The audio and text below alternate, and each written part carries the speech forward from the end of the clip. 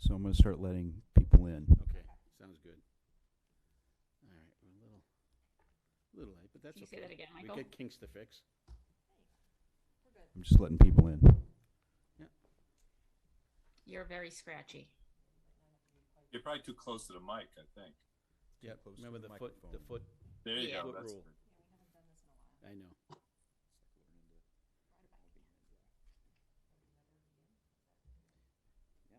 That's everybody, huh? Wow.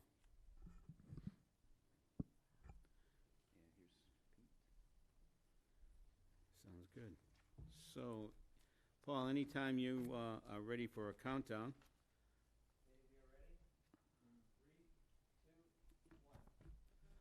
Good evening. I am delighted to welcome back the residents of Ashland to the first Select Board Hybrid Live meeting, March 15th, 2022. In accordance with the Governor's order suspending the certain provisions of the open meeting law, all public meetings are being conducted either remotely or in a combination with a hybrid meeting setup. Following these requirements of the open meeting law, please be advised that this meeting is being televised and recorded live by WACA-TV. We ask that you bear with us as we work out any kinks, seeing that this is our first live meeting in some time. We ask that the residents follow tonight's protocol. We ask that you residents that are at home in a safe environment participating in tonight's meeting are either in person, that the Zoom meeting is number 899-8698-7186. We ask that you follow the following protocols for residents wishing to remain in the confines of your homes.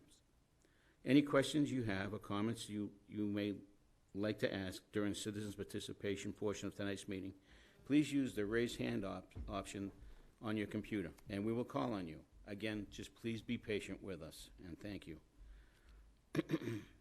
Before we begin tonight's meeting, is anyone present in the audience or recording in this session? Seeing that there's nobody in our audience tonight that's recording, I think we're good. Absolutely. So thank you. With that, and having said that, I will open tonight's meeting at 7:08 p.m. Welcome back, everyone. Nice to be here. Okay. We are going to go back to the old format, and before we do anything else, I ask that we stand and do the Pledge of Allegiance. Mr. Herbert, would you be so kind to lead us with the Pledge of Allegiance, please? I pledge allegiance to the flag of the United States of America and to the republic for which it stands, one nation, under God, indivisible, with liberty and justice for all. Thank you, sir. Thank you.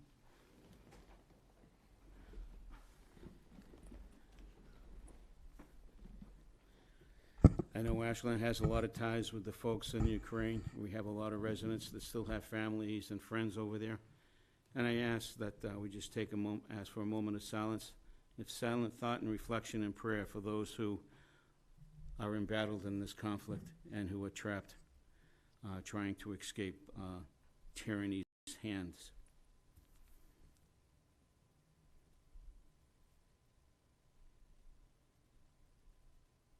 Thank you. I would like to open up tonight's meeting with citizens' participation. Don't know if there's anybody that has anything that they would like to say. I think, Mark, do you have your hand raised there? I think he does. Okay. It's kind of hard to see. So if we... Good evening. Good evening, Mark. How are you, sir? All right. I'm using my computer. I had the TV on, but I didn't want to get feedback. So welcome back to Hybrid. Thank you. It's nice to be back. So everybody does not go out of our form and does not have to be censored on this since it's live. So be careful with the wordage and everything else. But that's okay. And through the board, through the town manager, what I asked last time about Ukraine, it's about time that the president and the White House did something and they signed the assistance bill. And it's about time that he did that. It should have been done a week or so ago, but the Ukrainians are so desperate in everything now that we take things for granted. And we just don't understand when we get frustrated, it's nothing compared to what they have to go through. So as an American, as you all are, we are going to be sympathetic for their needs and hope that this gets over soon, and to put Ukraine's in the prayers and minds and everything. And we've had the moment of silence already. I'm still wondering about the flag. And the town manager can say anything. Any progress? Anything? Hey, Mark. We're actually in the process of purchasing a Ukrainian flag that we could hang in front of Town Hall. And also, we've put together a list of resources, or a list of resources to help Ukraine, and that's actually been posted on our website. Great. Appreciate that, because the area Metro West Towns has done that already, and it's gonna be saying that at least a democratic town here that was being run a little slow is now catching up, and we're happy with them. So I appreciate that, and have a good hybrid, and hoping you get no snafus, no screw ups, and that's about it. Thank you. Thank you, Mark, and thank you for those comments with respect to the Ukraine. I know the residents of Ashland will do everything they can and will continue to do what we've always done in the past, is to help our brothers and sisters in need, wherever they may be. We have a few minutes to go before we have appearances at 7:15, and Peter Matchek, our town planner, will be doing a presentation on the MBTA community zoning. So we have a few minutes. Mr. Chair? Yes. Can you hear me? I'm having a little trouble hearing people. If you could speak a little closer to your mics. Okay, I just was afraid to get some feedback. Can you hear me now? Yes. That work better? Thank you. Okay. Yeah. All right. We have a few minutes before we go into Peter Matchek, our town planner, our town planner for the presentation of the MBTA community zoning. So in those few minutes, I would like to work on the consent agenda. There are four items on there. We've all had the opportunity to look at that. I would entertain a motion. So moved that we accept the consent agenda as presented. Is there a second? Second. Okay, all those in favor? Aye. Aye. Aye. Vignani, aye. Aye. Thank you. It's Chair, 5-0. Thank you. Thank you, Rob. 5-0. Okay, that's good. Yep, we're ready to do right now. Okay, it's just a shy before 7:15. And Peter, good evening, sir. I know that you're out there in virtual Zoom land, so I'm assuming it's going to be Peter tonight. Do we have Peter doing the presentation? Peter, you're doing the presentation. Yes, I'm doing the presentation. Can everyone hear me? Yes. Yep. All right. Well, thank you, Select Board, and it's a pleasure to be part of the first hybrid meeting. And I apologize for not being able to attend in person, but we'll obviously take it one step at a time. I also would like to introduce Emma Snelling, the assistant planner. Emma has put a lot of work into the MBA community presentation as well, to understand what the new guidelines are. Michael, before I jump into it, we do have a PowerPoint. Is there a way to share that? You're co-host, Pete, so you should be able to share. Okay, awesome. Excuse me. I'm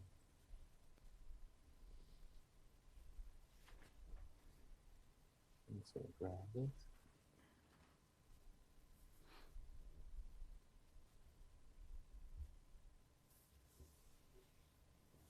Do you want me to make Emma co-host? Would that help? Please. Okay. Yeah.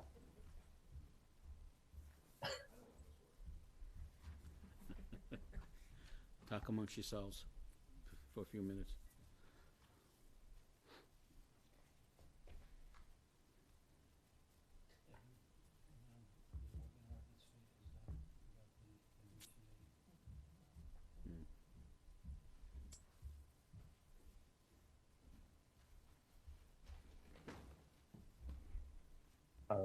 Okay, is everyone seeing the presentation in presentation mode? Yes. Yes. We're good. Yes. Great, thank you. Awesome. Thank you, Emma. So yeah, we will kind of kick it off. So this is a presentation of the MBTA communities. And this is going to be a overview of the law that was passed back in 2020, which is known as Section 18 of Chapter 358 of the Acts of 2020. So Emma, can you go to the first slide? Okay. So everybody, we're going to start off with the introduction and the purpose, go through a timeline, and then summarize the guidelines. Emma has done a great presentation, and we'll show you a couple slides regarding how this affects Ashland from a geographical perspective, and also how it coincides with our current bylaws. And then we'll talk a little bit about recommendations that the town can make, and then we'll talk a little bit about the effects of compliance and or non-compliance and what the next steps are for the town. So first slide. Okay, so as I stated above, just as a second ago, this was part of the State Legislature's Act, Section 18 of Chapter 358 of the Acts of 2020. And it was not a major overhaul, but it was very important update. One of the pieces is these MBA communities, and also the legislation had some effects regarding zoning and zoning regulations. But here we're here to talk about the MBA communities. And so this legislation requires MBTA communities to have at least one zoning district of reasonable size. Reasonable size is the term used in the legislation. However, in the guidelines, the term reasonable size has been outlined as an area of 50 acres. And so it's a reasonable size in which multifamily housing is permitted as of right, and it meets the other sets of criteria. Please note that there are there's 350 communities within the state of Massachusetts. This new legislation touches 175. And so communities from the New Hampshire border all the way down to the Cape Cod Canal, and then west out to Worcester, are mostly affected by this legislation. MBTA communities are communities that have access to subway transportation, rail transportation, bus routes, and also ferry routes. And that was the qualifying items. And as everyone knows, Ashland is home to a commuter rail station, one of the biggest on the Boston-Worcester line. So a little note about to kind of add in some details is that a couple facts that have been pointed out by the state is that between 1960 and 1990, the state of Massachusetts permitted almost 900,000, obviously 100,000 housing units short of 1 million between those 30 years. Since 1990, obviously until 2020, the state of Massachusetts has permitted less than 500,000 houses at 470 new housing units. So therefore, that is over the 60-year time period, the permitting of housing has decreased nearly, a great deal. And so right now, this study is to obviously hope to promote housing along major routes of transportation with the MBTA network. So thank you so much. This is the overall section regarding MBTA communities. I don't want to read it verbatim. There's a couple key points to pull out of here. Is that it's one district of reasonable size, which will allow multifamily housing. I talked about how reasonable size means 50 acres. Within the proposed district, there'll be a minimum gross density of 15 units per acre. And those are the major items there. And then along with the last sentence, to be located no more than a half mile from the commuter rail station, subway station, ferry terminal, indoor bus terminal. So the three numbers to pull out of here is a district of reasonable size, 50 acres, has a gross minimum density of 15 units per acre, and it has to be within a half mile of a train station, subway station, indoor bus terminal. Next slide. So here's the timeline. Tonight we are talking about this to be in compliance with this legislation. By May 2nd, we, the staff, I would say, have to present the guidelines to you, the select board, and then that will allow us to remain in compliance with the drafts. At the end of the presentation, we'll talk about next steps, but this presentation, like I said, is important and is the first step. Next slide.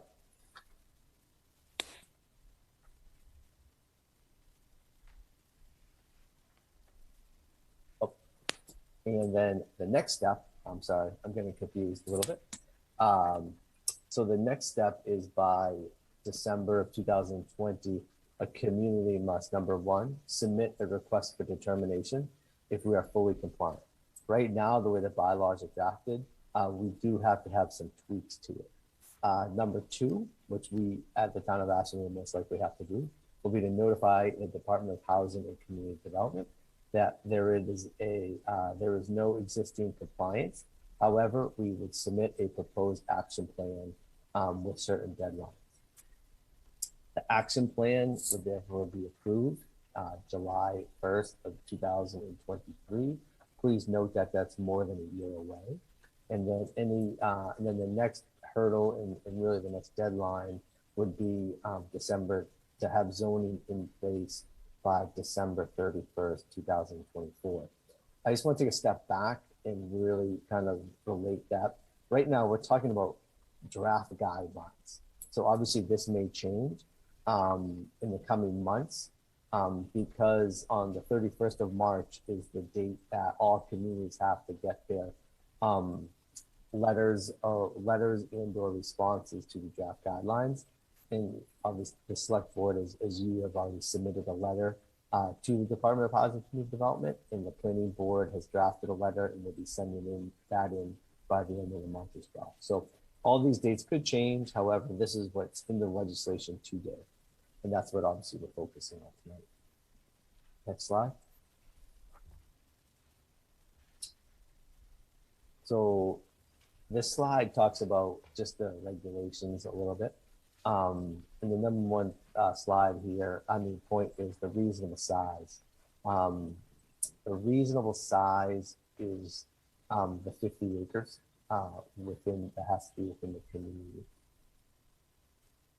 The DHCD, Department of Housing and Community Development, will take into consideration both areas around the district and the district's multifamily unit capacity, which is a key point because we have the district. Once we create the district, half of the 25 acres have to be within that 25, that half a mile radius. And then the town can permit 25 acres outside of that half a mile radius. And then we can average those two together and or we can average the unit count of the gross density. But that minimum has to be 15 per acre. Just a point to make clarification on is when we're talking about a half a mile radius, please note that there is 550 acres that make up a half a mile radius. And so 50 acres is 1/10 of the land area within a half a mile radius. And that's going to want to point that out as the next back to the slide. And then the next point is the 25 acres has to be within that half a mile radius. And then the 25 acres can be outside. And then no area less than 5 contiguous acres can be counted towards that total.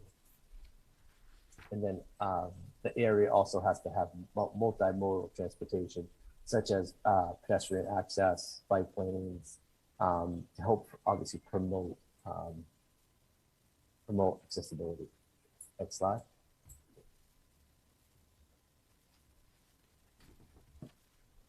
So in the town of Ashland, we are a 15% community. So therefore, we have to create zoning for 1,124 units within this 50 acre area within the town of Ashland. Next slide. As of right, this development also has to be as of right. I put the definition here, but obviously it doesn't have, as of right development is a non-discretionary permit, and it has to be approval. All these developments can go through the site plan approval process, which would be most likely done by the planning board. Next slide. The one thing to note in this scenario is that the DHCD deems the multifamily housing to be compliant. There should be no restrictions on age in the place of limits in the size of the units, such as the number of bedrooms, and so therefore that is one of the items that we have to analyze here in action. Next slide.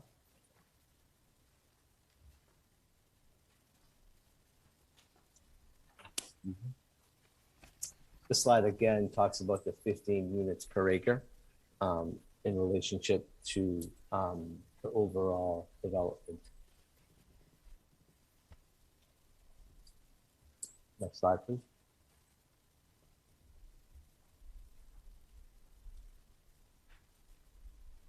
And here again, we talk about in this slide the half-a-mile radius. As I stated before, this in this bullet point number 2 outlines the fact that half of the 50 acres, so 25 acres, has to reside within that half-a-mile radius, and then the other 25 acres can reside outside of that, as long as they're around nodes of commercial development, commercial nodes, and along major transportation routes. Next slide. And so this is the calculations here in Ashland. As of 2020 census, we have 7,495 housing units. Therefore, we are a rail community at 15%. So this, to meet the requirements of the MBTA community, we have to have a zoning for the development of 1,124 units. Slide. Okay. Bless you. So here we have a map that shows that half-mile radius from the commuter rail station in Ashland. And so this is done using the entire station, including the parking lot. And it goes out basically from the edges of those parcels out a half mile. And so here we can see what areas are covered by that half-mile radius. You can see that it does fall a little short of the downtown area on the right side. It captures the RTD area, which is probably no surprise, the Rail Transit District. And it also captures a significant amount of single-family homes in the residential A zone. So this is 550 acres, and the zone will have to be about 50 acres within this.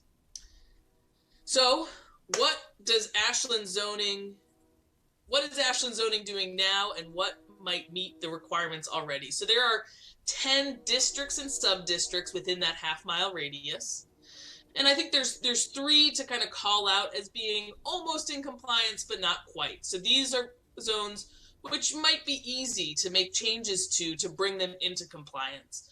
The zones at the bottom are much further away from being in compliance. And so that would need to be a a bigger project of reworking those if the town decides that those are the zones they want to use to comply with the bylaw. So right now, the ADDA district, which runs along the south side of Pleasant Street for the most part within that radius, fits the requirements. We would need to prove that a developer could achieve 15 units per acre, but generally it does meet the requirements. ADDC, which is on the edge of the half-mile radius, right next to downtown. It's a very small area that's in the half-mile radius, but there is more outside of it. And it allows multifamily by special permit. So we would need to change that to be by right. And then RTDE, which is part of the zone of the Rail Transit District. And for example, that is where the Cirrus development is. It basically meets the requirements as they are written now, which again, they might change this summer when the final guidelines come out. However, it does have a limit on unit size. So in RTDE, you can only have units that have 2 bedrooms, up to 2 bedrooms. And so again, that represents something that we would need to assess and possibly change to bring that zone into compliance. So what does this mean for Ashland? You know, Ashland has numerous examples of multifamily zoning, both within that half mile and immediately outside of it. Ashland has added a significant amount of multifamily housing in the last, 5 to 10 years. But the law is a zoning exercise. And so we need to make sure our zoning complies because it's not really about existing housing. It's about what would be allowed with the zoning bylaw. And so, again, we need to wait for those final guidelines to come out for some more guidance on infrastructure feasibility and how we'll show that, how non-buildable areas, especially in the RTD area, could affect how we shape those districts. And, as the select board pointed out in their comment letter too, there's, some more information maybe about how age restrictions would be handled that could affect how we enter compliance. And again, there's many ways for the town to achieve compliance. As I pointed out, there's a number of small changes that could be made to tweak these zones and make them work. We could also achieve this through an overlay district or create a completely new zone. So there's lots of options. And we, as Peter pointed out, we do have time to explore the options, figure out how the guidelines work, and pick the option that's best for Ashland.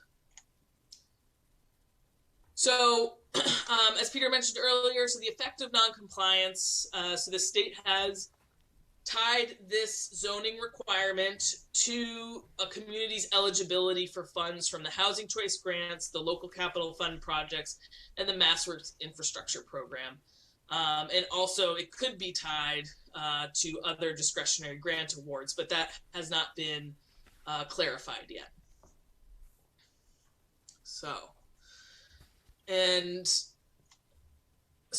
coming back to the timeline, again, I know the select board has already submitted those comments, and the planning board is intending to submit a letter as well.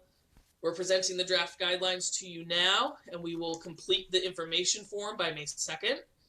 And then once the final guidelines come out, we'll work on the proposed action plan and roll that into presenting zoning at town meeting. So, Peter, anything else? Nope, I think I'm all set. Thank you so much, Emma. Great. So I'm going to stop the presentation, but then if anyone has any, questions, we're happy to discuss. Emma, I do have one question for you. Will there be any attempt to have public forums with respect to this discussion? Because I'm sure that many residents that reside in this area will want to know how that affects their. Absolutely. So, okay. We are working on some zoning analysis to figure out where we stand now in the planning department. But to develop the, actions to meet the requirements will absolutely be a public process. Okay.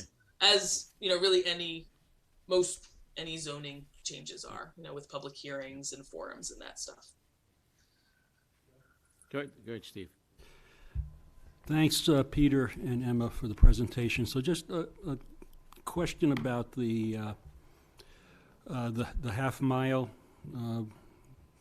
parameter, and I think some of us on the board have attended a DHCD webinars. There's been a number of them that have been held over the past several months, and my sense, one of my takeaways is that they seemed to be approaching this as kind of a one-size-does-not-fit-all answer for each community. So that half mile, as you mentioned, Emma, that half mile that heads to downtown doesn't quite meet downtown, but given some of the discussions for projects in downtown, I think it would be important for it to, in fact, encompass downtown. So, and I know that's probably, I know it's one of the components that we included in our letter. I'm assuming the planning board would have something very similar in that respect as well. But so I don't know, your sense of that.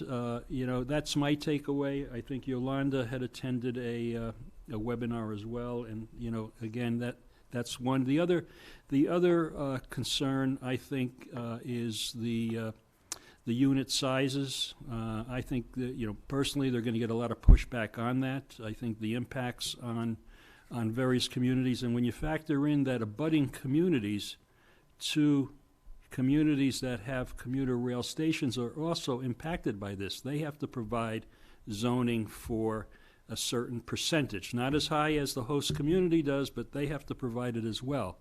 So my gut sense is there's going to be quite a bit of pushback at that level as well. So, that those are two concerns that I would have, and then of course the other thing is, and I'm going to throw this in. It's unrelated to your presentation, but one of the things I've beat a drum about for a very long time are fiscal impacts of projects. And we started that process, and I think we need to go back. We need to get back and to make that part of our analysis. I have not seen any real fiscal analysis of any project that's before the planning board in quite some time. So I think it's important that we go back. If we need to update that tool that we have, I think we should do that, because I think this it all ties together to making a case as to why we would want to limit, let's say, unit sizes. We would want to limit number of bedrooms and so on. So, unrelated but related. So thanks for the presentation. Anybody else? Go ahead. I'm sorry, Brandy. Thank you, Peter and Emma. Question for you. The three zoning areas that you identified, the ADD-A, ADD-C, and the RTD-E, are those, would those provide enough coverage that it currently exists for the half-mile radius, or for the density that we would need, the 1,124 units, or would that be just sort of like a partial?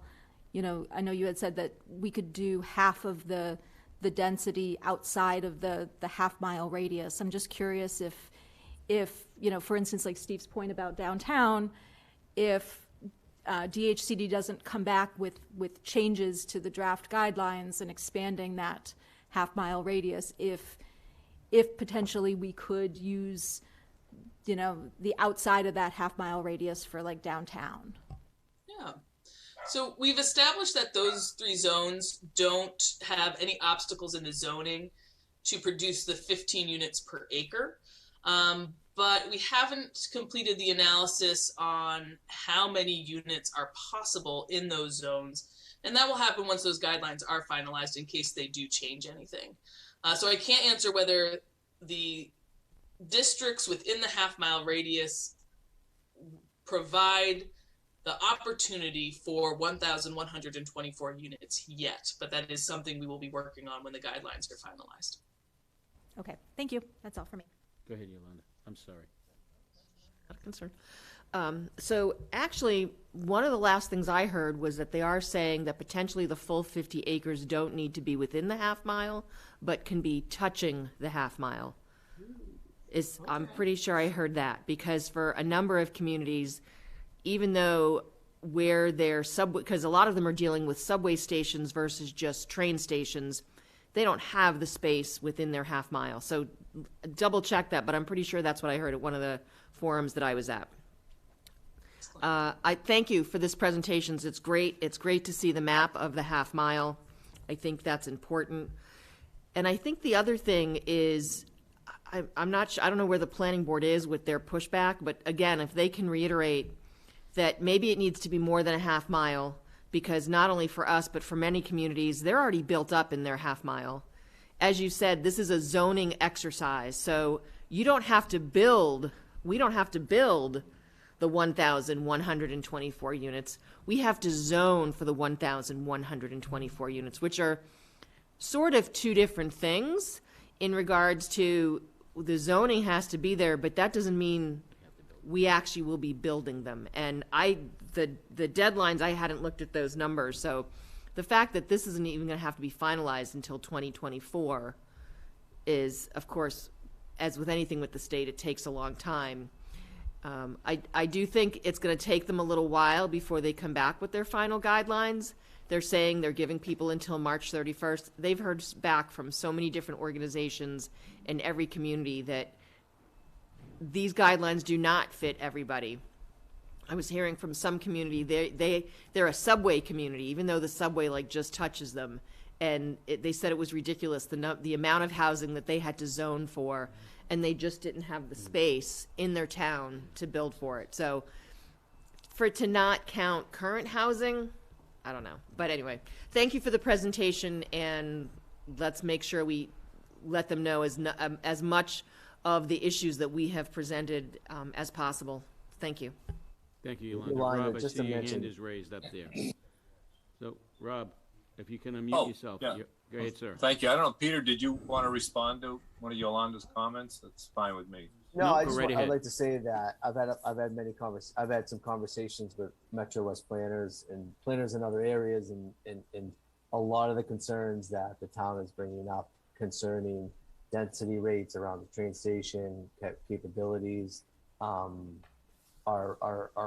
things that are coming up across the board. You know, especially in communities that are Title V communities that really don't have the infrastructure. I think the biggest question that I'm hearing regarding is what are communities going to do if you do not have the infrastructure in place, such as septic. If you have septic, if you have water, if you know, all these sewage capacity, all these questions are coming up by all 171 towns, I would say. So we're not alone. I'm sorry, Rob. Thank you. Oh, no, thanks. Yeah, I just want to, thanks for the presentation. I think, I think I'm at least favorably, I think most of us understand the reasoning behind this. We actually, we have a rail transit district. So I think, we understand the importance of a commuter rail station and how it works, in terms of mass transit to have residential nearby, especially with climate change and all that. So, I think it is generally a good impulse. Hopefully we can tweak it so it works well for us. I just had a couple of questions. One is, did you say the planning board has already commented, or are they getting ready to comment? So just to answer your question, we've been talking about this as an agenda item on our last two meetings. In our last meeting, we really kind of got into the nuts and bolts of this through the presentation very similar to tonight. And we have a drafted letter. Tomorrow night, the planning board meets. Emma and I have sent that letter for their final review, and then we plan on sending that into DHCD. Can you tell us what the gist of it is, or what's the planning board thinking on this generally? Can you sum up, or? I think very similar to with the select board. We have concerns about the infrastructure, the capabilities in the community. I think having the downtown outside of that half a mile is not of concern, but I think it's of interest for us to expand into the downtown.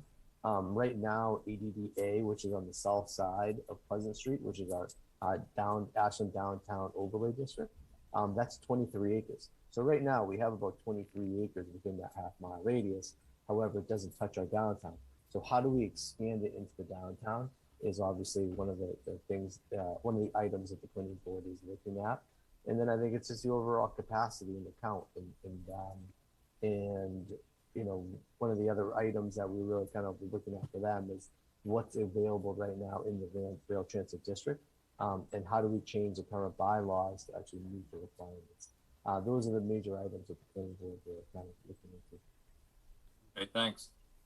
And I did want to, Yolanda mentioned, I think there is that formula where some of the 50 acres can be outside under certain conditions. And I also wanted to second Steve's comment about the fiscal impact tool that we've developed. I think that's very important, especially if we're talking about numbers of bedrooms. And I just had some kind of questions. So in looking at that map, which was great to see because it really gives you an idea, there are some, you know, other uses already there. I mean, from ranges from UGC, which is age restricted, if I recall, by the developer. And then you've got like the Public Works Garage, you've got the Riverwalk, you've got other wetlands. So how do you see that existing uses would impact zoning, or is it really irrelevant to the zoning? That is, you know, how does that kind of generally work? I think from what obviously, number one is any town of Ashland and all towns, you know, regarding this development, regarding any development, have to respect the nature of the habitat, you know, and the wetlands. And so that's going to be a major piece when it comes into the guidelines. So I think that's one of the items that we do have to look at when we start drawing out where the zone is that's going to be acceptable for the development. Is it acceptable within high areas of wetlands? Probably not. You know? And so I think those are just overarching items that we always have to take into consideration. I think the reason I ask is what I think people would wonder, well, 50 acres, we could zone anything 50 acres. It might be undevelopable or already developed, like such as the single family neighborhoods. I mean, would those be acceptable for these purposes, or are there going to be issues about that? I think whatever we do, Rob, is going to have to be reviewed and approved by the state. And so you expect they may look at existing use and say, well, that's not really realistic, or?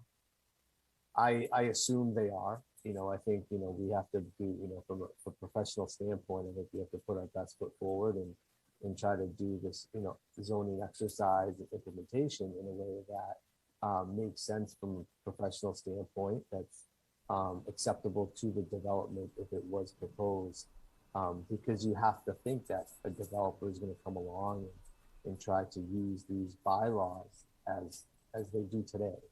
I think if any community goes out and just tries to zone, you know, a major wetland area to try to check the box, obviously I think DHCD will review that. Part of this process is them reviewing the zoning, the actual map that we give. Rob, Okay, remember, thank you.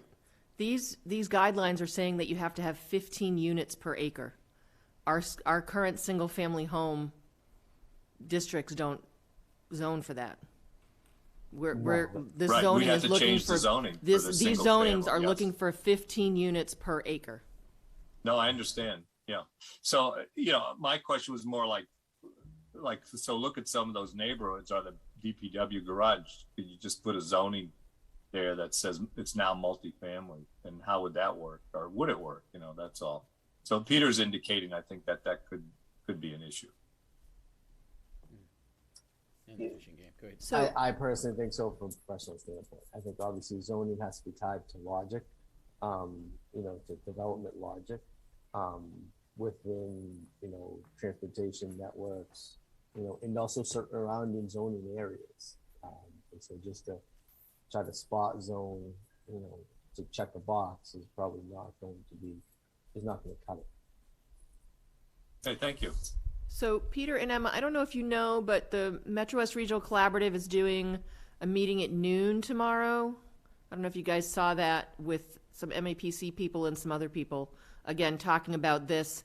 So you might have other questions, or there might be stuff there that can help you guys with your planning board letter. Maybe add some of the things that the select board hadn't quite thought through yet. Might be good. Yep. Thank you, Yolanda. I plan on to attend. And I also will take the opportunity and tell everyone that if you're interested in the Metro West Solar and heat pump challenge, there'll be an open house at Natick Town Hall between 10 and noon tomorrow. So that's also going on tomorrow, but we'll be on the call at noon as well. Hey, Pete. Thanks, Pete. Peter, Emma, would you mind bringing up the chart again where you had the different zones that we could potentially utilize?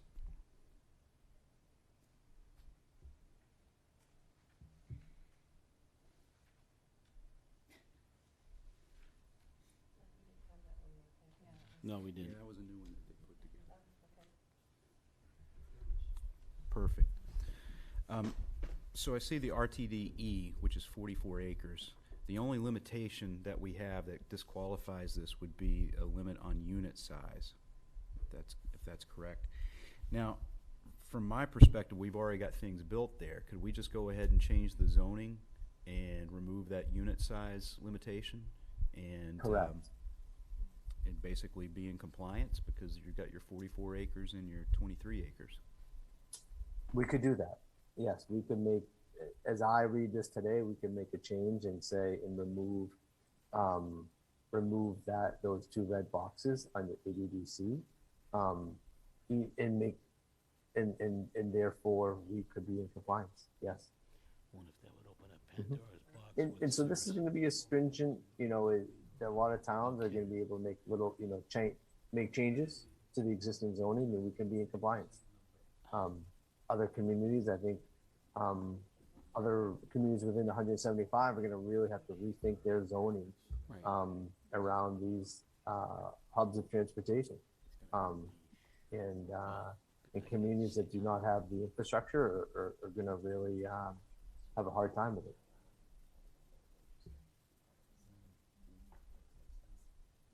Thanks, Pete. And Emma. Yep. Thank you both. Thank you, Appreciate Peter and Emma. all your efforts, and I'm sure we'll be discussing this many more evenings down the road in the next year or two, in years to come for sure, and then some. But thank you for the initial work in getting it started and off the ground. It's greatly appreciated. So, so just to be clear, this clears one of the, or checks one of the first boxes necessary, which is the presentation to the select board. Right. And I believe, Pete, I have to sign a letter saying that it was presented to the select board and the select board discussed it, if that's correct. Yeah, no, Emma and I have that letter, and we'll print it out and we'll have you sign it, and then we'll submit that for the first step of the process. Perfect. Thank you. Thank you all. Thank you very much. Have a great night. Thank you. You too. Thank you. I feel like Big Brother's watching us. Big Brother Bob. We'll get through this. I got my eye on you. Yeah. I know you do. Both of them. Both. It's of them. actually hard to see you. I have to put you in the big. All right, that's a little better. No. Okay. Moving right along. We'll start old and new business. Runners Appreciation Breakfast is going to be held on Saturday, April 16th at TJ's. For those of you who don't know, we have a group of runners. I'm not sure the total number of runners yet. We're still waiting for bib checks and stuff to come in. So, but I believe it's close to 20. Does that sound right to you, or is it a little shy? Just 12. And then 8 of our own. And 8. Okay, that's where the 20. Yeah, still the Nord Group is buying, yeah. Okay. So, Joe, the funding on this, typically we fund this through our gift account and so on, so that's, do we need to vote on that to approve funding? We have in the past, so I don't have a problem, So we probably should make a motion to approve funding for the Runners Appreciation Breakfast to be held on Saturday, April 16th at TJ's. At TJ's, yep. There's a motion, and I have a second. Okay, all those in favor? Aye? Aye. Aye. Here, I. What Okay, time that's on fine. the 16th? I'm Is it sorry. at 9 o'clock? 9 o'clock, it's Yeah. usually at 9, yeah. Oh, that's good. Do we need to get there early and help or anything, or? Yeah, I'll talk with Sue when she gets back. Okay. Because I did ask her that prior to her leaving, and I'm sure any help would be greatly appreciated. There is a request for night work from the Northern Construction Services LCC. This is part of the Route 126 project. I don't know, Michael, do you want to talk about this, or you Sure. just want to do a quick synopsis of the letter? No, I'll just let you know that this emerged out of a discussion we had at a previous meeting where we talked about the fact that Northern is going to be requesting night work, so I wanted a little bit more detail about what they're talking about. Just to be clear, at the outset, I'm not asking for a vote to allow night work at this point in time, but I did want Northern to provide some type of idea of how their operations would work. And so as you see, they've broken it up into Phase 1 into Phase 2. Phase 1, we don't have exact dates, but they would be looking at the earliest late April and the latest by mid-May starting. So Phase 1 is full-depth reconstruction. They'd be separating that into 3 separate operations. The first would be milling the asphalt. The second would be doing the earthwork, which includes removing the existing road base, and then bringing back new road base, and then the final operation will be the paving piece, and that's going to be done in layers. So what Northern Construction would like to do is they would like to start the milling operation on Sunday night. Again, we don't have the exact dates yet. Mill 3 nights, Sunday through Tuesday, and then also concurrently on Monday, starting Monday morning, they would start doing the earthwork. And then come in and start doing the paving on Thursday night, put down the base course, then do the binder course.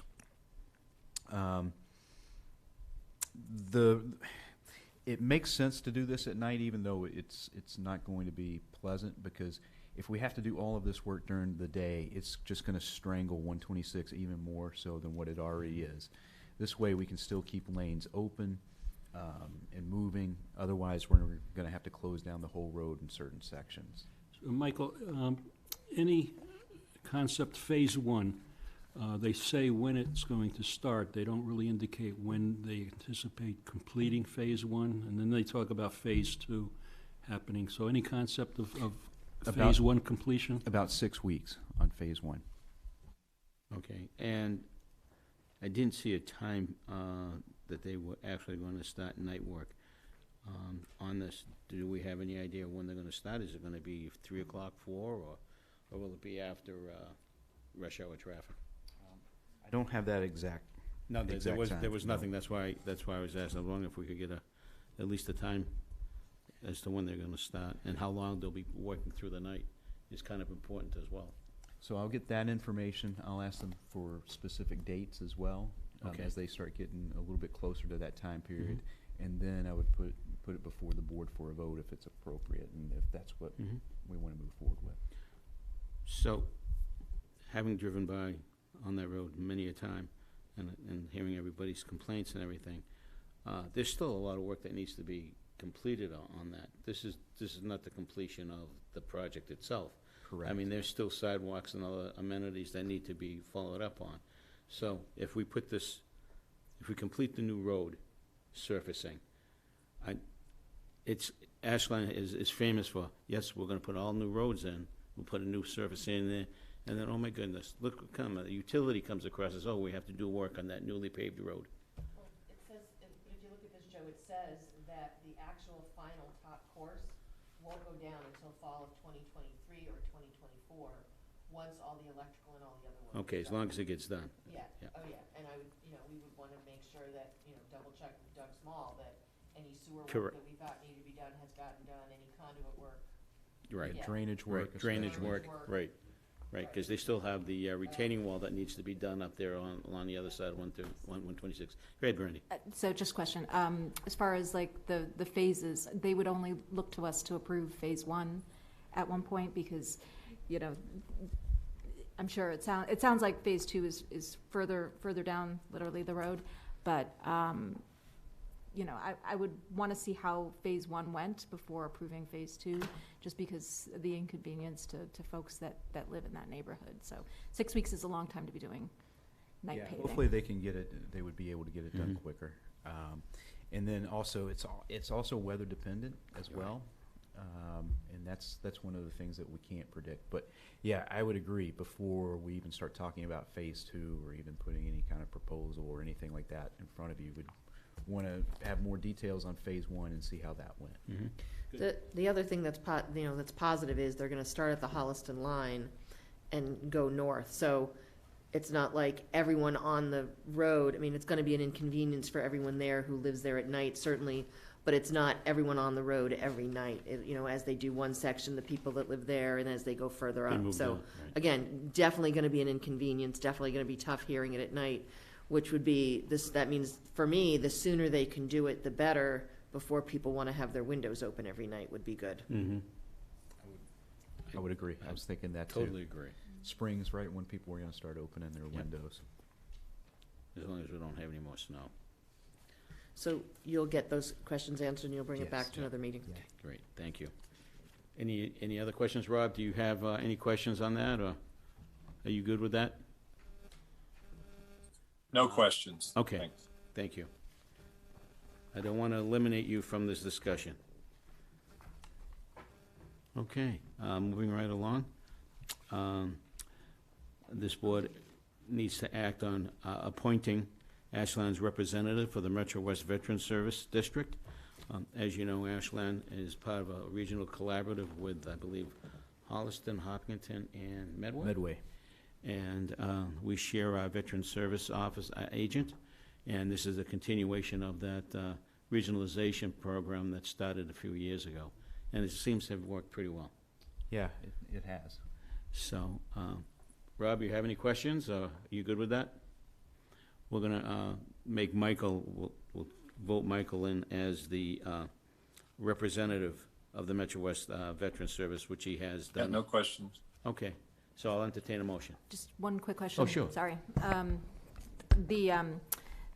We've received good feedback from the veterans that are using the services. Okay. I just Yeah, wanna make and sure. we're looking to expand a little bit more, especially now that we're opening up. Like Sarah is going to have, I think, a more physical presence here in town as well. But we've seen services, increase, more people utilizing our services. So the budget didn't go up that much, but it's still going up a little bit. How do we utilize the services, like, in comparison to the other communities? Is it a pretty equal share, or is it, I know the cost is based on population, but I was curious, sort of like the services provided, how we rank among the other communities that are using her too. Well, Ashland's apportionment or assessment is going to be 53 million, which is towards the top with Hopkinton. Actually, it is the top. 53,000. Oh my gosh, I added a couple of zeros. I thought you were talking about OPEB there for a second. Yeah. Whereas, a town like Medway uses 37,000. And the majority of this is in what we call Chapter 115 benefits, which is what veterans are entitled to under Massachusetts state law. The other thing that's important to note is that we also get 75% of that back in our cherry sheet the following year. So that's an important thing to note as well. Yeah. Good. I move that we appoint Michael Herbert as Ashland's representative for the Metro West Veteran Services District, and that we allow him to approve the budget as presented. I'll second that. Okay, all those in favor? Aye. Aye. Aye. Aye. Aye. All right, that's 5-0. Thank you. Congratulations, Michael. Yes, thank you for doing that. That's another potato put on your plate. Currently, I'm actually the chair of the group this year, so So then we'll say I'm glad you reappointed me. Yeah. Potato. Well, I didn't want his plate to go on empty. So, with that, now we need to approve the Metro West Veteran Service budget. I did that as well. Oh, you did that as well? I said both. Okay, I'm sorry, Appointing Michael and there must be a potato in my ear. I didn't hear that. Okay, that's good. We're good. Okay, thank you. All right, we're moving right along. We already did the consent agenda, and we'll skip right up to priority project updates. And I don't know if we have any new information on the Rail Transit District and the land court issue going on with the current owner and UGC. No, we have no update on that, but we do have the YMCA Community Marathon Breakfast tomorrow, which I'm hoping to hear about, a little bit more about the Ashland project. Did I just steal some board report thunder? So, sorry, we did it under priority projects this time.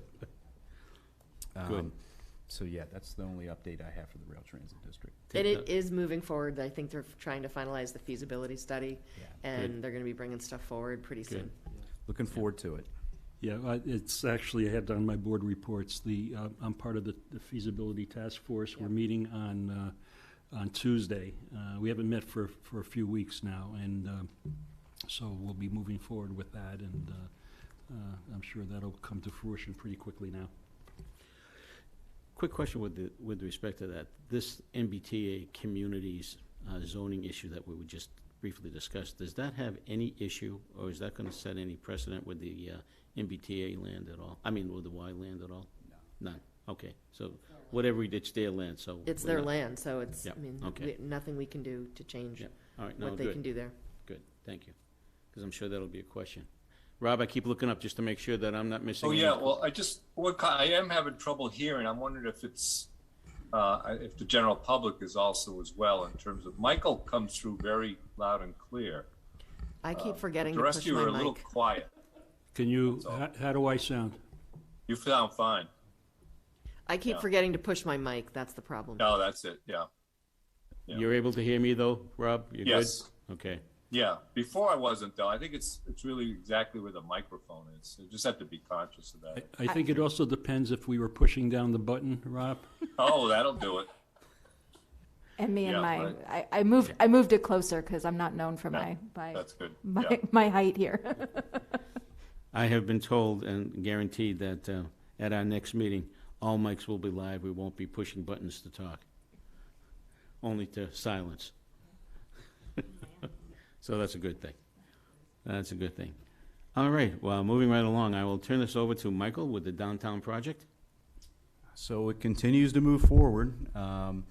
So they should be wrapping up the rest of the undergrounding utility work for the rest of this month. And then we'll start with the drainage work and start doing a lot of the surface work. So you'll start seeing some of the things that we've talked about and that are part of the pretty pictures coming in the next few months. So the things like the sidewalks, the crosswalks, and things of that nature, which hopefully will be a welcome relief to people. It doesn't necessarily mean the road's going to be fixed right away, but we do anticipate that by the fall. Hopefully that will happen by the fall. Is the road going to have the same process as 126 with a The milling? complete remilling, base replacement, and No, we won't do the base replacement. We'll do the mill and overlay. So as they've been doing the patch, and they've been patching to a 6 foot or 6 inch depth, which is a lot more than what we usually patch with. And so what we'll do is we'll go in, we'll mill off the first 2 inches or so of that, and then go in and put a binder coat and then put a top coat on it. Sorry, I'm almost like karate. That's chopping okay. it. I learned to move back. Rob, Paul just boosted the Zoom sound. Do we sound louder? I sound louder to myself now. You sound fine. Yeah. Okay, good. Yeah. That's probably a good idea. Yeah. The Zoom, the boost the sound a bit for you guys. We can actually hear you better now, too. You were coming a little muffled, so you're good. All right, well, that's good to hear about the Downtown Project. I'm sure the question that's going to be asked by a lot of residents is, when will we see total completion of that project? Well, we should see substantial completion by the end of the year, and then next year is when you'll start seeing the removal of the poles. We'll be making the building connections and some of those final touches. Nice. Good. Thank you. Next on the priority list is public safety and Mendez. Yolanda, do you want to do a quick synopsis on the Mendez? So forms are being put in for the gymnasium area for the first pouring of concrete. So that's moving forward very nicely. There's some nice pictures on the Mendez Project Facebook page if people want to go check it out. So things are moving forward, and yeah, it's exciting. It's exciting to see. Every time I drive up there, I see new changes, and it's like the slow wave is coming closer and closer to the hot top area, and I'm saying, wow, they're moving very quickly. They have they have a real deadline for the school. It has to be done. The project has to be ready to be moved in by July of 2023, so that they can take the students, all the stuff from the current Mendez, and move it in for school opening. They're looking at potentially pushing opening past behind Labor Day for that year. They're not sure yet. The school committee's discussing that. And then they'll do the demolition, and they'll do part of the demolition of the wing that's closest to the entrance of the new building. Yep. Before school starts, so they can put the parent and bus lane in. Yeah. And then they'll do the other end, so they can finish the road work around. And then during that next year, the rest of the building will come down, and then they'll be able to do the field work. But it's really driven by calendar and making sure it's open so that the kids can get in there for fall of 2023. Is there any contingency, and I don't want to be, to put the wrench in the cog? With No. this? Okay, that's all I wanted. It's a pretty tight schedule for them, Okay. so they're trying to keep on track. Keep on track Yep. and doing it, okay. Yep. Yolanda, did you want to mention, or you want me to talk about the guaranteed maximum price, the GMP? that we- Oh, you can if you, I don't have my notes with me, so if you want to do that, that'd be great. No, I think at our last meeting, one of the more important things we did is we actually agreed upon and settled upon a guaranteed maximum price for the construction process, which is $68,106,000, which that's not the total cost of the project, but that's the contracted, the CM at risk amount, the construction manager at risk amount. That is actually down significantly from where it was before. Paul and Flansburgh and Compass Project Group, they did just a tremendous job of getting that cost down, and the building committee as well. And we also approved, I believe, 5 ad alternates. Is that it, Yolanda? Including Five the at fields. Fed, yeah, including the fields. So, We kicked out the granite benches, so. yeah, we decided we can probably find a better way and a less expensive way to get those granite benches put in there. Yeah, but it does include the epoxy flooring, LVT flooring in lieu of the VCT, which I do not remember what those stand for, the telescoping bleachers, and then also the playing fields. Nice. Well, thank you to all those folks who have put a lot of hard work and energy and time into this project. Seems to be moving right along, as does the public safety building. Every time I drive by there, I get more excited. Now I see the brick up, and it's just starting to look more like a building than a skeleton. And I know Steve and Jen, we had a public safety building meeting this past Tuesday. It was very enlightening. We seem to be on a fairly good schedule. There was some minor hiccups with respect to getting supplies and stuff, and that delayed some things that get done, but you're seeing more people working there, more employees there. I believe they said at our last meeting, close to 90 workers are on site now, which is almost doubled what it has been. So things are moving right along. They're putting drywall in, and they're doing the mud and everything, and there's going to be sanding. Jen, was it Friday or Monday they're going to start actually painting the interior up on the 3rd floor? I think it was, yeah. Yeah, they explained that they started from the 3rd floor and they worked their way down with drywall installation, with the taping, the mudding. And they're starting to prime and paint the 3rd floor, and then it'll work itself down. The 1st floor at this point hasn't been sheetrocked yet.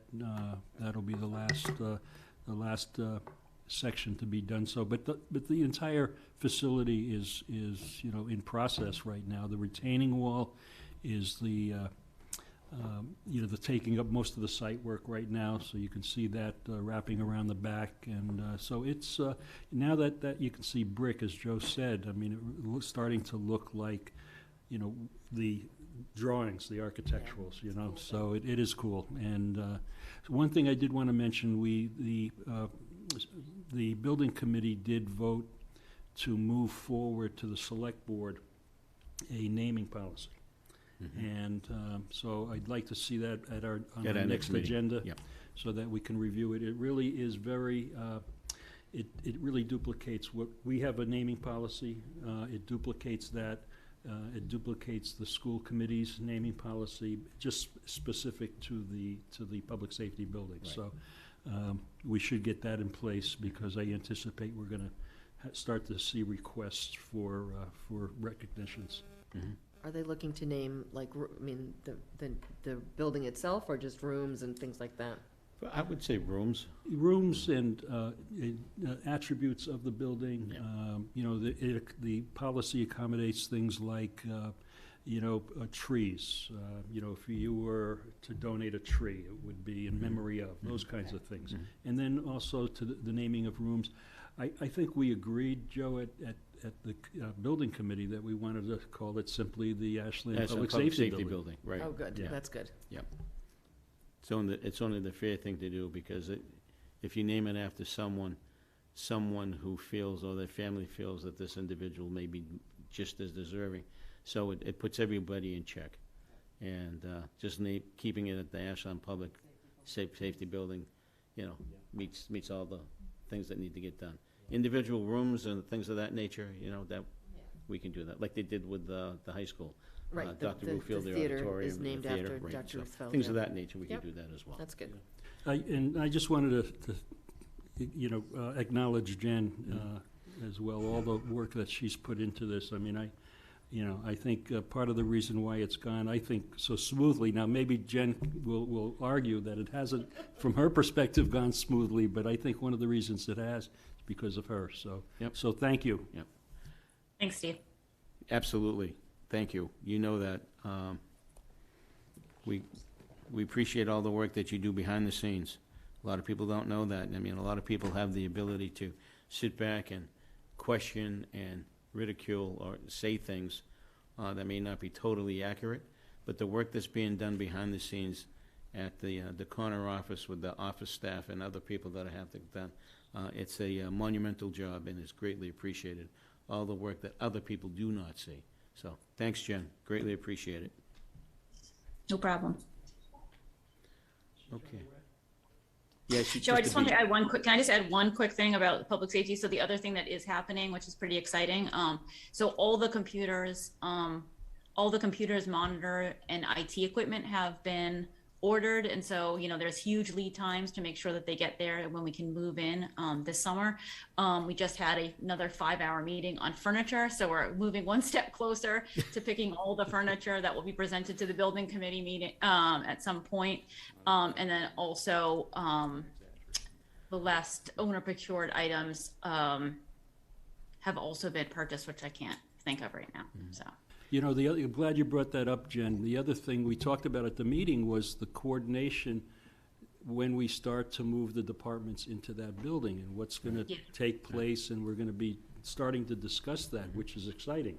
And typically dispatch, according to, goes first. I think it was Vertex said, typically dispatch goes in there first. Right. And they flip the switch over, and then everybody else can then, Right. can They then can segue in. communicate Yeah. from there just as well as they could at the old building as well. The other folks could still stay at the building, but, What timing are we looking at for this? to get everything completed, well, I'll say mid-July. How's that? July? July. Okay. Yeah, we had, Yeah, that's- and we'll cut over dispatch first. So that's what will happen. Yep.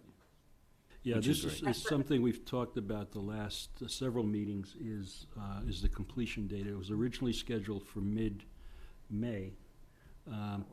Supply chain issues, a few issues, site issues. So it's now, we haven't approved it yet, but, it's clear that we will approve a mid-July completion date. Right. And it's still in discussion, So big celebration in August for everyone to go see it. Oh, it's taken 30 years. I just can't tell you how excited I am about Full this. day celebration, full weekend Full- celebration. It'll be, and then some, and then some. It'll be nice, It'll be very nice. against So- all odds. So thank you all, and again, thank you, Jen, for all the work that you do behind the scenes. We just quickly touched the Route 126 project. I don't know if you need to. Yeah, I don't have anymore. anything Okay. additional on that. And then Valentine Project?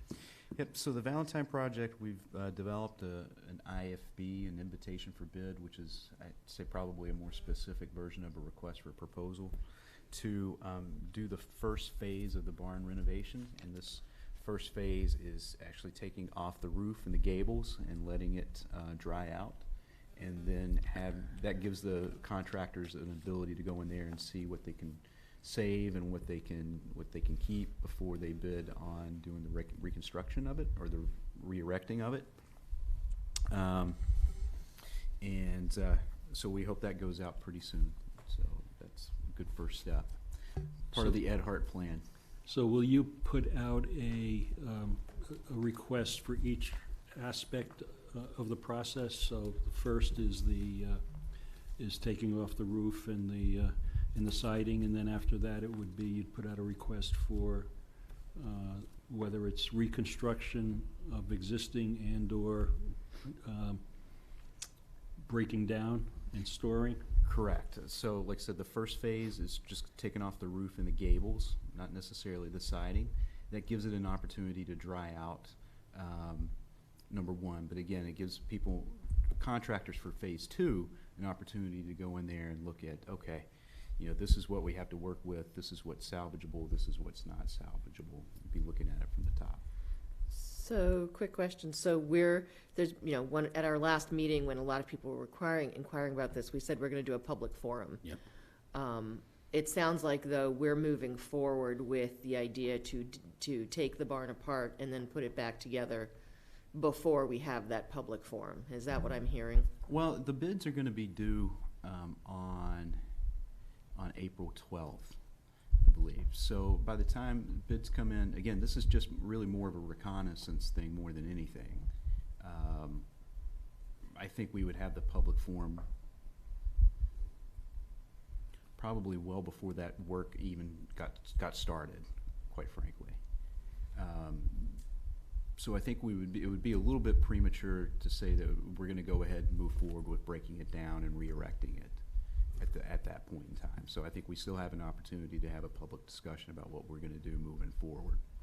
Well, I guess my question is, we're putting time and energy into writing the IFB and getting proposals and possibly reviewing them, and then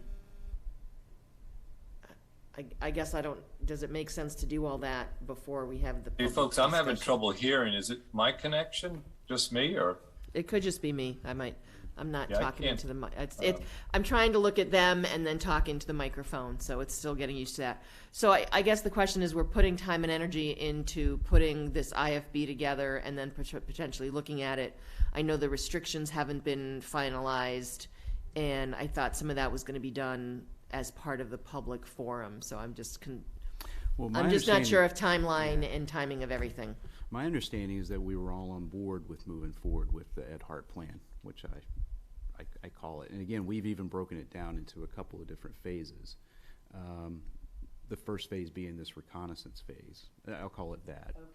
Okay, so it's reconnaissance to start with. Yeah, I and mean, see we're what people doing- think and cost and stuff like that. Yeah, we're doing some work, but I would say footwork. footwork. Footwork. To get things started. Yeah. But seeing that we have everybody here, we talked about having a public forum, and I definitely want to have a public forum. If we have to push it out to May, what day in May would be suitable for you folks? Because we have a lot going on in May. We have town meeting, we have elections. So we want to do it after town meeting. So that way we can focus our efforts on doing that. So that would be the week of the 9th. Town meeting is the 4th, I believe, correct? So. Because there was a date of April 13th tossed around at some point, too. It was, and unfortunately, the Sustainability Committee, I believe, is having a public forum that time. They're doing net zero. They're Net rolling zero, out their yeah. net zero plan. So, and trying to find another date is challenging. I'm good that week after after town meeting, if we want to do it the weekend. So the 9th? The 9th. Are we Yeah, looking, okay? that would work. Rob, how about week with of- you? I want to make sure you're okay with that. I'm not around that week, but Okay. it's okay. What week are you talking about? May 9th? Oh, the week of May 9th. Yeah, so what are we thinking of, Wednesday? Or just sometime in there? It is Wednesday. I'm busy, well, The 9th, right? oh, the 9th. ninth is actually, Monday. Yep. 9th is, yeah, I was Yeah. going to say 9th is a Monday. Okay. I'm probably all right. I've got a meeting, but it'll probably be over by 6:30 or 7. So, is this going to be a virtual I would like to have a hybrid meeting. or hybrid? Yeah, okay. Yeah. Yeah, that'll I can do that. So if we do hybrid, this is the best location for a hybrid because it has everything available. Right. Yeah, I expect a lot of people would zoom in on that particular topic. So, Yeah, I mean, I think Zoom would work well because you might have a lot of people, I would think. well, I'm sure we will. I hope we do. So are we deciding on that Monday night, or are we deciding Wednesday? Monday? Monday, May 9th. Monday, May 9th. Monday, May 9th. Okay, that works.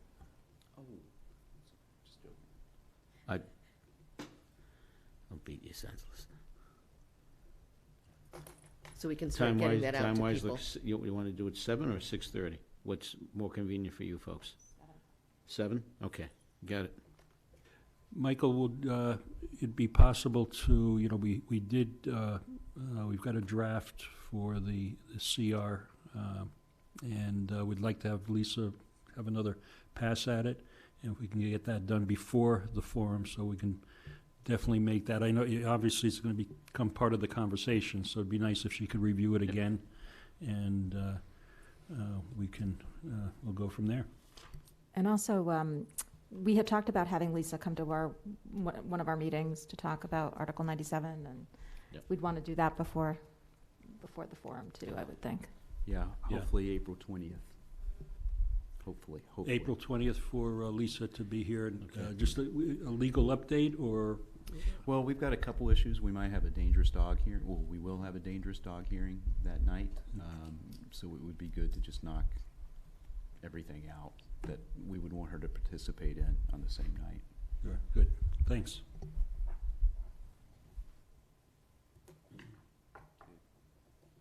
Okay, sounds good.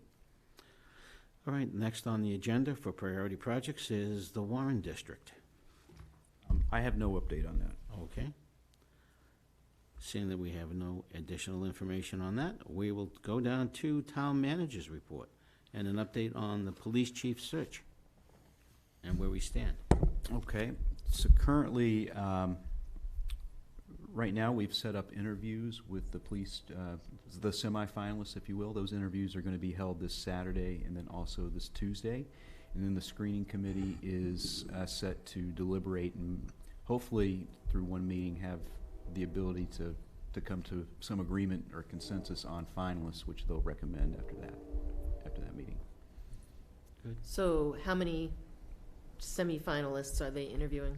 So we had 6, and then, so earlier this week, late last week, one person withdrew, and then. So how many people applied? So 12 people applied. Okay. 6 we moved forward as semifinalists. And then after last week and after Monday, we have 4 candidates left. Michael, can you remind us all on who's on the screening committee? Sure. It's retired Chief Bob Confriday, retired Fire Captain Michael Brogan, Izzy Asenko, Makita Keegan, Fiona Sarir, and Superintendent Adams. And just remind us what the process will be once those, so the 4 candidates are going with the committee, the committee, and then how many potentially will be sent forward to you for the public interviews that the public can participate in and watch or see or be at? I've asked for 2 or 3 candidates to be moved forward. And when will those interviews be then? I don't know. It depends on how long it's going to take for the screening committee to deliberate and make a recommendation. If they're able to do it on Wednesday, we could schedule it probably the following week. Because I know this coming week, Monday, Tuesday, and Wednesday, the Mendez School is doing their final interviews with their principal candidates at 5:30 every day. So I didn't want them to overlap in case people were interested in watching those interviews as well as the Good police point. chief interviews. Yep, no, that's a very good point. Yep, we want to make sure that we're working in unison with everybody, so that everybody has the opportunity to listen in. Yeah, I mean, I had my first meeting with the screening committee. It's the only meeting I'm going to participate in with the screening committee, just so we could kind of get some ground rules down, introduce everybody. It was actually the first time we used this hybrid setup, but I'm really pleased with the people that are on the screening committee. I know I've said that before, but just the diverse array of opinions that they're going to provide. Chief Moore is going to be in attendance at those, but only if people start to get off course and start getting on tangents and everything. He'll have the ability to bring them back and focus on what the task at hand is. He'll also be able to provide some law enforcement expertise if people have questions related to that. But he in no way is like going to carry my opinion or anything into those meetings or weigh in on the candidates. Any additional questions, other questions? Rob, you good? Quit playing bingo. Yeah, just so, Michael, I'm sorry, so the screening committee is going to recommend 2 to 3 to you, right? And then you'll make a decision that we'll actually review at some point, I suppose, at one of our meetings. Yeah, so the way the process works is, although it's the town manager's appointment, the board has the ability to, if they disagree with that, they can meet within 15 days and take a vote to, I don't want to say reject that appointment, but essentially that's what it is. All right, thanks. And just, I'm sorry, I think I missed this, but the actual interviews are going to be televised, is that? Yeah, the finalist interviews will be televised. Thank you. So you'll have them here in this room if people want to be here, and then hybrid kind of thing. Great. Correct. Very similar to the process that was done when we had the other chief, Chief Davis. The select board asked questions and went from there, and then there was a discussion and discussed it with the town manager, so we're good. COVID update, Michael. Yeah, I don't have too much. This is our first week without Ed, and I really have to give Raj a whole lot of credit. He and the team upstairs, Laura, they've just done a really good job of picking things up. 2 things I do want to mention is that our COVID testing site will be closing down at the end of the month. That wasn't our decision. That was a decision by the state. As part of that, they've also given us 1,800 test kits to distribute to some of our lower income places like Ashland House, Park Road, Ashland Commons. And so Raj has actually been going to physically pick them up and has also went and delivered those as well. So again, got to give him a lot of credit for the work that he's doing. Are we going to keep any up at the community center for the seniors? Yes. Okay. Thank you. All right. And I do, it's not on the agenda, but I would like to just go through the warrant again a bit. Okay. If you don't mind, if you'll indulge me. So first would be a transfer from the General Stabilization Fund. Again, we're looking at $450,000 transferred from the Stabilization Fund to support the FY23 budget. Article 2 is the FY23 budget. The school committee will be voting on the school's budget tomorrow night, March 17th. March 17th, yep. And so from that, we'll have a figure that we can work with the schools. We should be getting a final figure from Keith Tech soon. We did get a little bit of bad news when the GIC came out with their rates. It ended up being about $200,000 more than what we had budgeted for, and Brittany was pretty conservative. So I believe for us, the way our enrollment is, I think it went up about 8%. which is significant. Third is the capital authorization line item. Fourth is our transfer to the OPEB trust. Again, that's the money that we transfer out of our operating budget that we budget for OPEB. 5 is an increase to the economic development budget. That is to continue to fund the business incentive programs. We have our annual consent articles.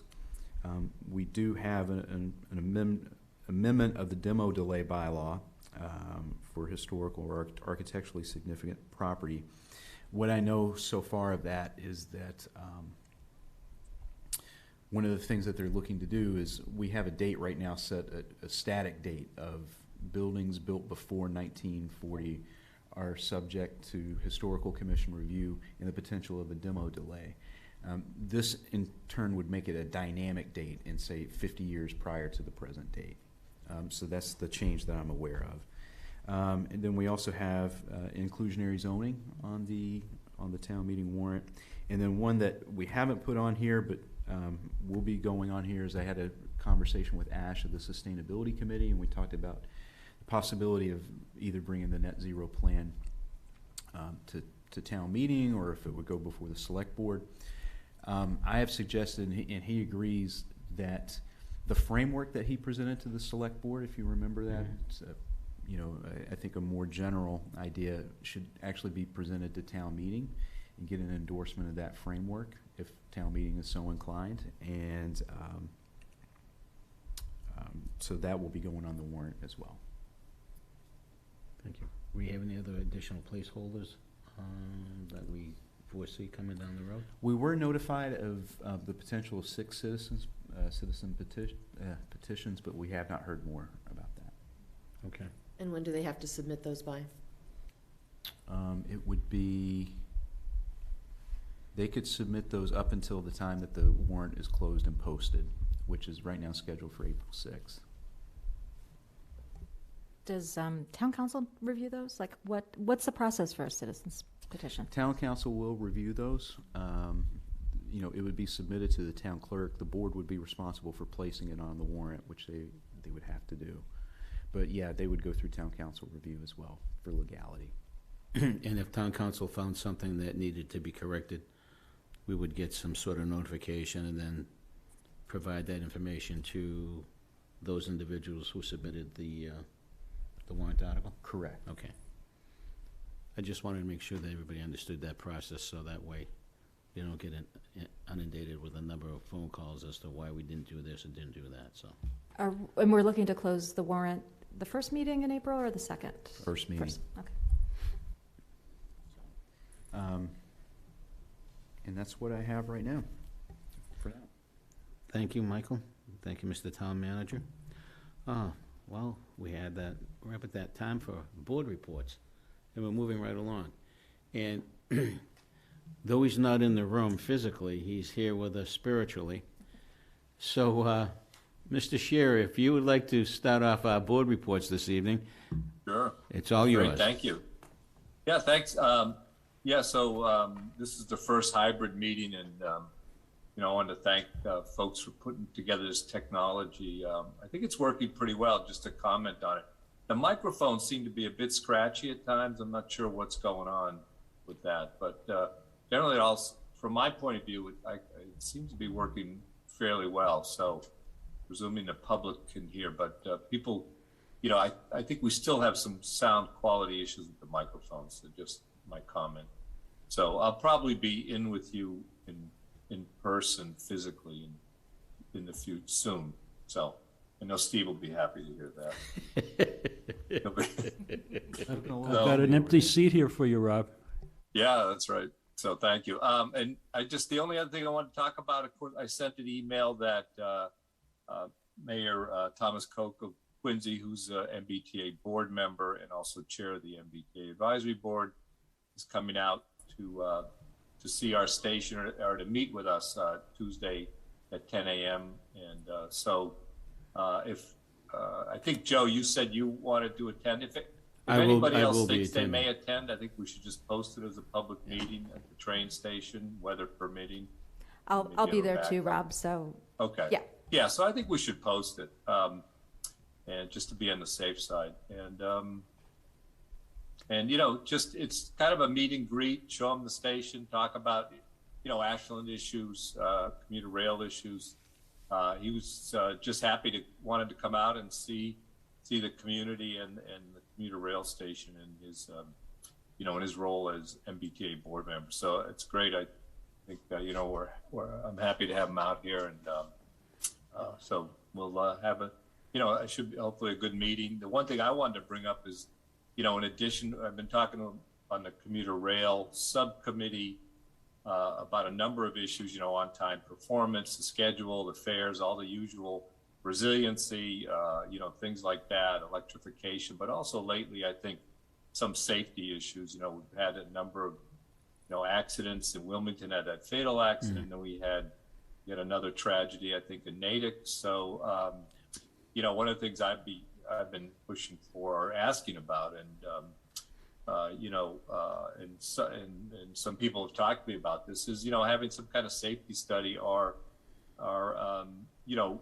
kind of you know, collection of accident and you know, other kind of safety issues on the T and commuter rail, and to look what's going on. If there's things that should be done, or things we can help as a municipality to kind of prevent these kind of tragedies. So, but anyway, we're happy to have him out here. I think it's you know, it's a good opportunity for us. I think Dennis Giambetti's going to come by, Senator Spilka's aide, and also a member of the MPO, as Yolanda told us last meeting. So that's great. So I'm looking forward to a good discussion.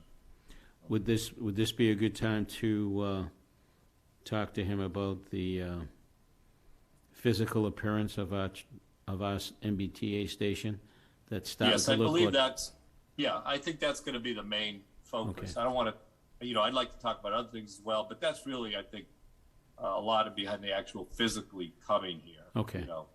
Yep. Thank you. Okay. Anything else, Rob? We No, good? that's it. Okay, thank you. I'll just go right down the line. Stephen? Thanks, Joe. Just a couple quick things. Number one, Gabe Ben-Gurion.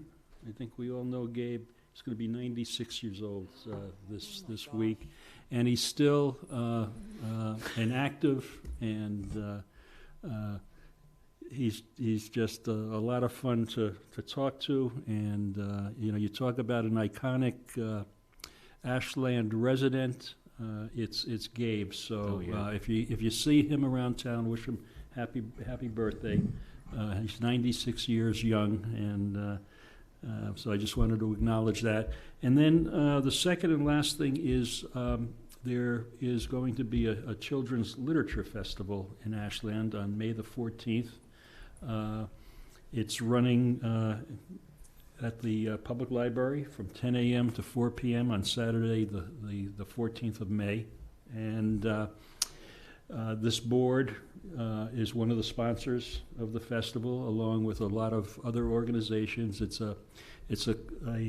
being presented by Arts Ashland Alliance and the Ashland Public Library, sponsored by the Select Board, the Mass Cultural Council, the Ashland Cultural Council, the Friends of the Public Library, the Metro West Visitors Bureau, the Ashland Moms Club, and Erica's Restaurant as well. And we have a date, but do we have a time? We have a time of 10 a.m. through 4 p.m. There's 10 different authors and illustrators. Mina's done a really great job of creating a schedule, and so we'll have 10 authors there doing presentations and readings and workshops, and it should be a really, really nice event. We started to plan for this in 2020, pre-pandemic, and unfortunately that shut down everything. But this should be a really, really good event, and Awesome. So hopefully the first year of many. Awesome. Thank you.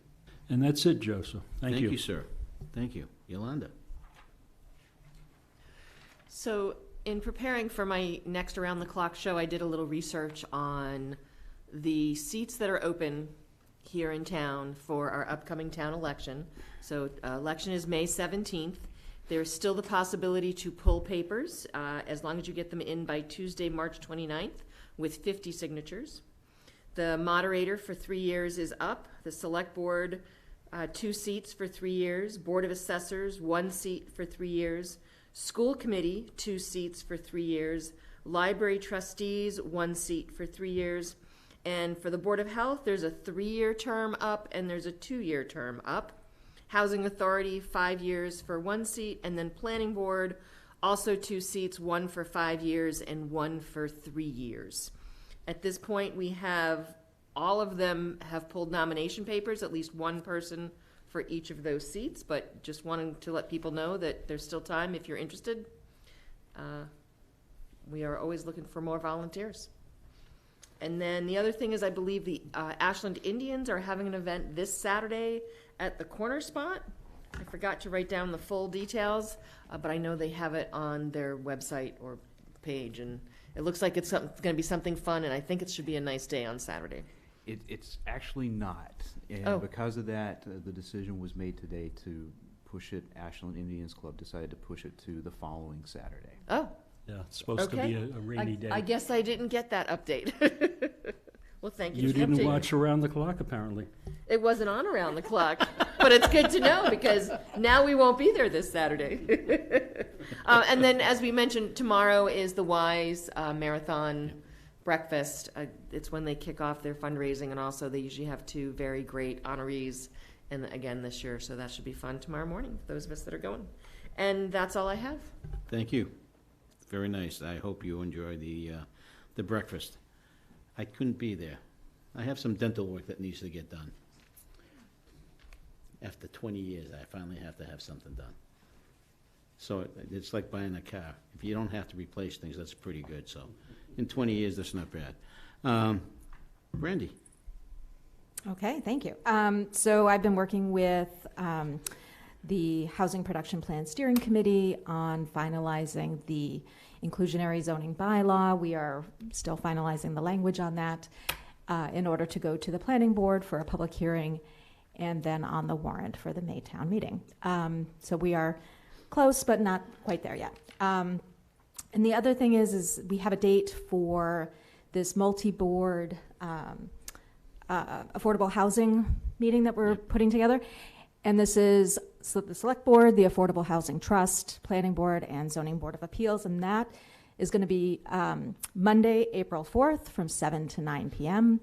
And we're going to be working to pull together the agenda for that shortly as well. So, so working on all of that. And then the only other thing I wanted to just say is to wish Ashland a happy birthday. Today's 176 years. So happy birthday, Ashland. And everyone should have a cupcake to celebrate. We didn't bring any. I meant to bring something to celebrate, but I didn't get there today. Thank you. Yes, it is Ashland's 176th. We missed the 175th, and it pained the Ashland Day Committee because that was something that we wanted to gear up on. And because of the pandemic, things got in the way. Life got in the way, which is somewhat unfortunate. But we haven't forgotten.